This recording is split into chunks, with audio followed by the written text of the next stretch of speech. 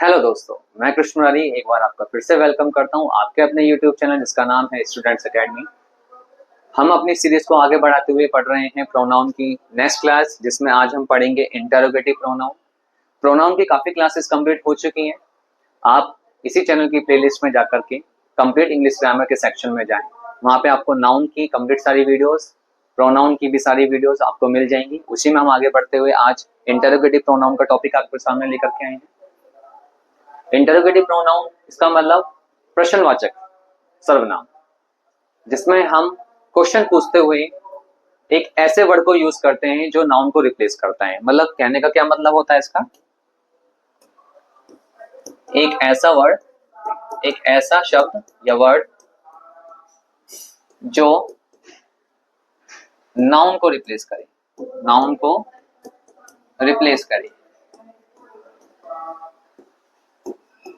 किस फॉर्म में रिप्लेस करे? क्वेश्चन के रूप में, क्वेश्चन के रूप में रिप्लेस करे।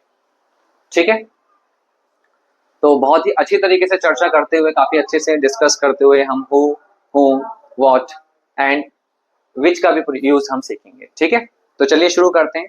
सबसे पहले हम लेके चलेंगे आपको हु और whom के बारे में पढ़ाते हुए।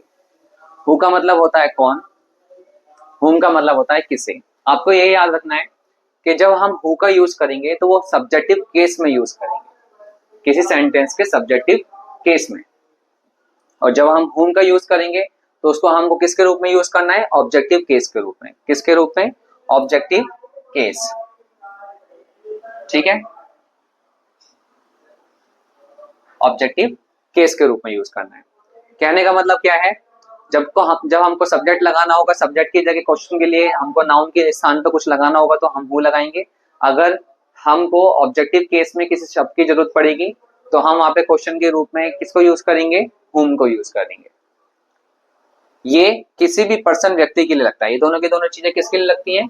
कोई भी पर्सन हो, व्यक्ति हो, उनके लिए क्या करते हैं? हम इसको यूज करते हैं। चलिए आगे बढ़ते हैं, कुछ एग्जाम्पल्स के साथ देख लेते हैं। जैसे कि मैं आपको अगर क्वेश्चन बोलूं, क्वेश्चन क्या बोल रहा है? Who married Vicky Kaushal, who married Vicky Kaushal. यहाँ पे क्या है? वर्ब है। ये क्या है? ऑब्जेक्ट। तो यहाँ तो हमारे पास ऑब्जेक्ट है पर सब्जेक्ट नहीं है। सब्जेक्ट के स्थान पर हमने किसका यूज करा? हु। विक्की कौशल से किसने शादी करी है? कौन, किसने शादी करी है विक्की कौशल से? तो हु यहाँ पर क्या है? सब्जेक्टिव केस की जगह यूज हो रहा है। तो इस सब्जेक्टिव केस के लिए हमने किसका यूज कर लिया? उसके सब्जेक्ट का। इसका मतलब ये हमारा सब्जेक्टिव केस हो गया। तो आप ऐसे समझ सकते हैं, जब भी हमको सब्जेक्टिव केस की जरूरत पड़ेगी, उसको क्वालिफाई कराने के लिए, उसको रिप्लेस करने के लिए हम किसका यूज कर लेंगे? हु का। आई होप आपको ये चीजें समझ में आई। आगे बढ़ते हैं। whom did राम किल, राम ने किसको मारा? राम ने किसको मारा? राम क्या है? यहाँ पे सब्जेक्ट है और ये इसका वर्ब है। अब यहाँ पे ऑब्जेक्ट नहीं है, तो इसका मतलब ऑब्जेक्ट में किसी न किसी को तो मारा होगा राम ने। तो राम ने किसको मारा? उसी ऑब्जेक्ट को कंप्लीट करने के लिए, जो हमारा ऑब्जेक्ट है, उसी ऑब्जेक्ट को कंप्लीट करने के लिए हम यहाँ पे किसका प्रयोग करेंगे? whom का। आई बात समझ में आपको? तो कहने का मतलब क्या है, जब भी हमको सब्जेक्ट के स्थान पर क्वेश्चन लगाने की कोई जरूरत पड़ेगी तो हम हु का इस्तेमाल करेंगे। और जब भी हमको ऑब्जेक्ट के स्थान पर किसी वर्ड की क्वेश्चन को लगाने की जरूरत पड़ेगी, क्वेश्चन बोलते हुए की जरूरत पड़ेगी, तो हम वहां पर किसका यूज करेंगे? whom का यूज करेंगे। आपको चीजें समझ में आई होंगी। चलिए और समझते हैं। इसमें देखिए, बताइए इसमें क्या आएगा? Does he know. आगे हमको पता नहीं है, या तो हु आएगा या whom आएगा। अब आपको इन दोनों में से डिसाइड करना है। डज ही नो, यहाँ पर सब्जेक्ट आ गया, यहाँ पे उसका वर्ब आ गया। ही नो, वह जानता है। किसको जानता है? इसका मतलब इसको ऑब्जेक्ट की जरूरत पड़ेगी। तो ऑब्जेक्ट को क्वालिफाई कराने के लिए ऑब्जेक्ट के स्थान पर यदि हमको किसी क्वेश्चन के हिसाब से कुछ पूछना है तो हम किसका इस्तेमाल करेंगे? whom का इस्तेमाल करेंगे। किसका भैया? whom का इस्तेमाल करेंगे, who का इस्तेमाल नहीं करेंगे। समझ में आया? तो whom does he know, वह किसे जानता है, वह किसे जानता है। आगे बढ़ते हैं। डज दिस वर्क, ये तो हमारा ऑब्जेक्ट हो गया। इस काम को कौन करता है, इसका मतलब सब्जेक्ट गायब है यहाँ पे, तो सब्जेक्ट हमारे पास होना चाहिए। तो सब्जेक्ट को क्वेश्चन बनाने के लिए हम किसका इस्तेमाल करेंगे, हु का इस्तेमाल करेंगे। समझ में आया आपको? इसमें बताइए क्या आएगा, कॉल्ड हिम, उसे बुलाया गया, किसी ने तो बुलाया होगा ना उसको, किसी ने तो बुलाया, तो ये तो हमारा ऑब्जेक्ट हो गया। ऑब्जेक्टिव केस का हमारा हिम होता है और ये हमारा वर्ब हो गया। तो इसका मतलब सब्जेक्ट गायब है यहाँ पे, तो सब्जेक्ट के स्थान पर क्या आएगा क्वेश्चन लगाने के लिए, होपफुली आपको चीजें समझ में आई होंगी। तो हु और हुम आपको चीजें क्लियर हो रहा है, ठीक, समझ में आया? चलिए आगे बढ़ते हैं। नेक्स्ट रूल देखते हैं हम, किसका, विच का। विच का हम नेक्स्ट रूल देखते हैं। विच का मतलब होता है कौन, कौन सा, कौन सी, कौन से, बहुत सारे सेंस होते हैं इसके। कौन भी होता है, वैसे तो हु का मतलब होता है कौन, लेकिन यहाँ पे कभी कभी विच का मतलब भी कौन आ जाता है। कौन सा, कौन सी, कौन से, इसके सेंस के लिए हम क्या लगाएंगे, विच का यूज करेंगे।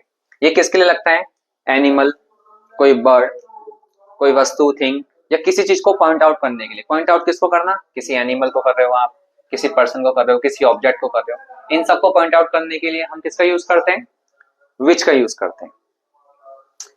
आपको ये ध्यान रखना है कि सब्जेक्टिव और ऑब्जेक्टिव केस दोनों के लिए हम विच का यूज कर लेते हैं, ये भी आपको चीजें याद रखनी है। सब्जेक्टिव और ऑब्जेक्टिव दोनों ही तरीके से हम विच को यूज कर लेते हैं। चलिए कुछ एग्जांपल्स के साथ देखते हैं।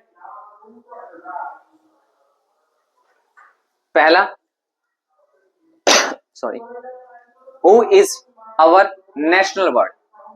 आप बताइए इसमें क्या आ रहा है, पहले आप देखिए, चलिए देखते हैं। Who is our national word, हमारा नेशनल बर्ड कौन है, हमारा नेशनल बर्ड कौन है। किसी बर्ड की बात हो रही है, किसी पक्षी की बात हो रही है, तो एनिमल और बर्ड के लिए हम किसका इस्तेमाल करेंगे, हु को हटाकर किसका इस्तेमाल करेंगे, विच का इस्तेमाल करेंगे। समझ में आया? आगे बढ़ते हैं। विच इज योर कार, तुम्हारी कौन सी कार है, विच इज योर कार, तुम्हारी कौन सी कार है। इसका मतलब पॉइंट आउट कर रहा है, यहाँ पर पॉइंट आउट कर रहा है किसी वस्तु को, किसी ऑब्जेक्ट को, तो इसका मतलब ये विच वाला सेंटेंस पूरा ठीक है, ये पूरा सेंटेंस ठीक है।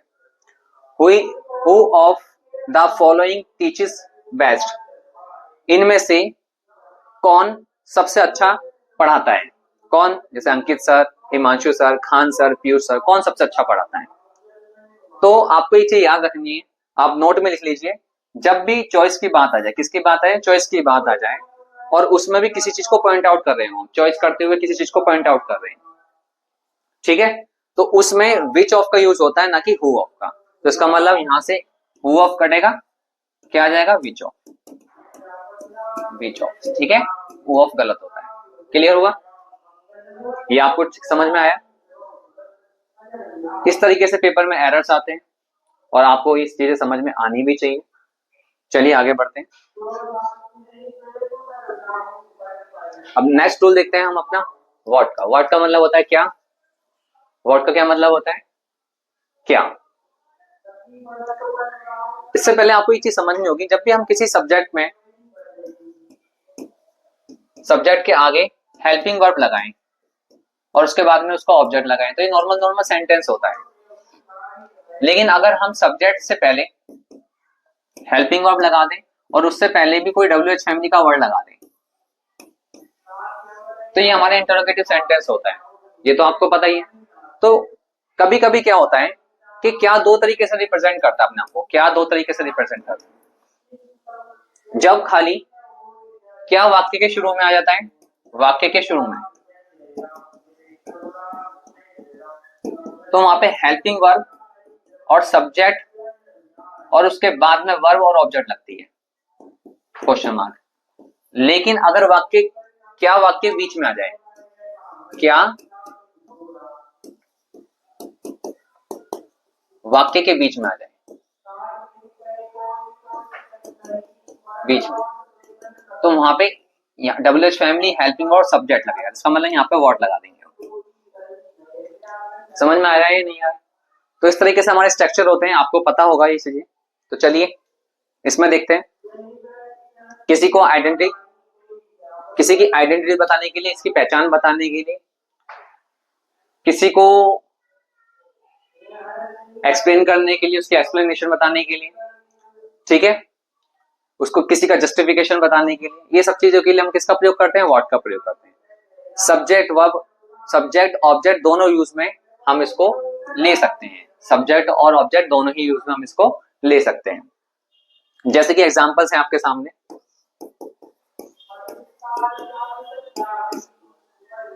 What does your father do? आपके पिताजी क्या करते हैं? देखो, ये हमारा सब्जेक्ट हो गया, ये हमारा वर्ब हो गया, ये हमारा हेल्पिंग वर्ब हो गया, तो WH फैमिली का वर्ड यहां पर आ गया। आपके पिताजी क्या करते हैं? तो इसका मतलब ऑक्यूपेशन पूछ रहा है, जॉब पूछ रहा है, क्या करते हैं, तो इसका मतलब सेंटेंस भी ठीक है और हमारा वर्ड का सेंस हमारा यहाँ पे अच्छे से क्वालिफाई भी होता है। तो किसके रूप में क्वालिफाई हो रहा है? यहाँ पे सब्जेक्ट हो गया, वर्ब हो गया, तो ये किसके रूप में क्वालिफाई हो रहा है? ऑब्जेक्ट के रूप में। आपको बताना पड़ेगा ना ऑब्जेक्ट के सेंस में, कौन सा सेंस दे रहा है हमारा? ऑब्जेक्ट है कि आपके पिताजी क्या करते हैं, तो क्या करना है, क्या चीज करनी, तो वो हमारा किसके सेंस में चला जाता है? ऑब्जेक्ट के सेंस, क्योंकि करने का काम तो पिताजी कर रहे हैं, तो हमको ऑब्जेक्ट की जरूरत तो पड़ेगी ना। तो इसका मतलब वर्ड किसका काम कर रहा है? ऑब्जेक्ट का काम कर रहा है। What is the meaning of lunch? Lunch का क्या मतलब है? लंच का क्या मतलब है? तो यहाँ पर नॉर्मल नॉर्मल हमारी हेल्पिंग वर्ब आ रही है, उसके आगे हमारा एक वर्ड आ रहा है और उसके बाद में हमारा ऑब्जेक्ट आ रहा है। इसका मतलब यहाँ पे तो हमको सब्जेक्ट चाहिए होगा, यहाँ पे तो हमको सब्जेक्ट चाहिए होगा, तो व्हाट हमारा सब्जेक्ट, सब्जेक्ट के सेंस में भी आ रहा है। किसके सेंस में आ रहा है भैया? सब्जेक्ट के सेंस में भी आ रहा है। आपको समझ में आई चीजें? ये दोनों सेंटेंस हमारे ठीक हैं, दोनों ही सेंटेंसेस हमारे ठीक हैं और आप समझे भी होंगे व्हाट का क्या सेंस होता है। चलिए आगे बढ़ते हैं और इसको देखते हैं, इन सेंटेंसेस को देखते हैं। Who is your father? तुम्हारे पिताजी कौन है? इसका मतलब क्या हुआ? आपके पिताजी कौन है? हु का प्रयोग हो रहा है, यहाँ पे हु लगाया हुआ है। Who is your father? तुम्हारे पिताजी कौन है? इसका मतलब सब्जेक्ट का सेंस आ रहा है, यहाँ पे किसका सेंस आ रहा है? सब्जेक्ट का सेंस आ रहा है। और इसका मतलब यहाँ पे क्या पूछा जा रहा है? नाम पूछा जा रहा है। तो ये सेंटेंस ठीक है। इसको देखो, व्हाट इज योर फादर? तुम्हारे पिताजी क्या हैं? इसका मतलब पिताजी की जॉब के बारे में पूछा जा रहा है। तो हम इस सेंटेंस को ऐसा भी बना सकते हैं, लेकिन सेंस चेंज हो जाएंगे। Which is your father? तुम्हारे पिताजी कौन है, मतलब कौन से हैं? तुम्हारे पिताजी कौन है या कौन से हैं? कहने का मतलब क्या है? बहुत सारे लोगों में आपके पिताजी को छांटने की बात हो रही है, आपके पिताजी को पहचान करने की बात हो रही है। कहने का मतलब पॉइंट आउट करना है आपको। तो इस सेंस में भी हम क्या लगा देते हैं? विच का प्रयोग कर सकते हैं। विच भी हमारा सब्जेक्टिव और ऑब्जेक्टिव दोनों केस में आ सकता है। व्हाट भी हमारा सब्जेक्टिव और ऑब्जेक्टिव दोनों केस में आ सकता है।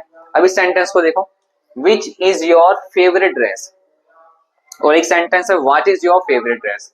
दोनों में क्या फर्क है? क्या दोनों सेंटेंसेस ठीक हैं? आपकी कौन सी ड्रेस फेवरेट है? इसमें तो आ रहा है कौन सी ड्रेस का favourite sense. What is your favourite, आपका कौन सा ड्रेस फेवरेट है? कहने का मतलब दोनों में ही चॉइस रखी जानी है, लेकिन दोनों में फर्क होता है। पहला, इसमें क्या फर्क होगा? जब आपके पास चॉइसेस अवेलेबल हो, फ्रॉम अवेलेबल चॉइसेस, है ना। जब आपके पास चॉइसेस अवेलेबल हो तब आप विच का प्रयोग करेंगे, बहुत ही इंपॉर्टेंट चीज है। और जब आपके पास चॉइसेस अवेलेबल ना हो, बहुत सारों में से चीजों को आपको छांटना हो जो आपने देखी भी नहीं है, बस आप बिल्कुल स्वतंत्र है कहने के लिए, फ्री टू से, अपनी बात रखने के लिए फ्री टू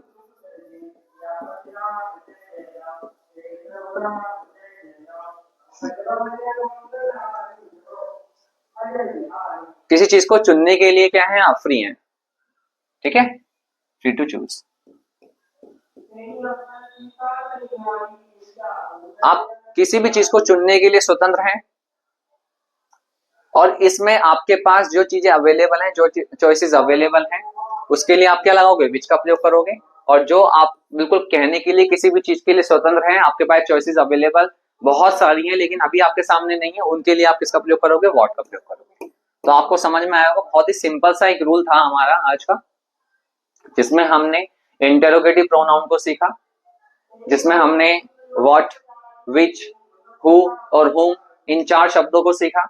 ये भी सीखा हमने कि अगर हम हेल्पिंग वर्ब से पहले किसी WH फैमिली वाले वर्ड को लगाते हैं तो उसको किस तरीके से यूज करते हैं, और उसमें अगर क्या शब्द आ जाए तो वर्ड की इंग्लिश कब लिखना है कब नहीं लिखना है, ये सब चीजें आज हमने इस टॉपिक में सीखी। बाकी इस टॉपिक में सिर्फ इतना ही था और आप इसी तरीके से हमारे साथ बने रहें, जुड़े रहें। अब नेक्स्ट जो आपके लिए टॉपिक लेकर के आएंगे हम, वो आएगा रिलेटिव प्रोनाउन। वो कौन सा आएगा? रिलेटिव प्रोनाउन आएगा। और रिलेटिव प्रोनाउन को आप बहुत अच्छी तरीके से समझना है, उसके नोट्स तैयार करने हैं। बाकी इसके भी आपको नोट्स तैयार करने, आप अच्छे से पढ़ते रहें, समझते रहें चीजों को। ठीक है, आपसे विदा लेते हैं। Thank you.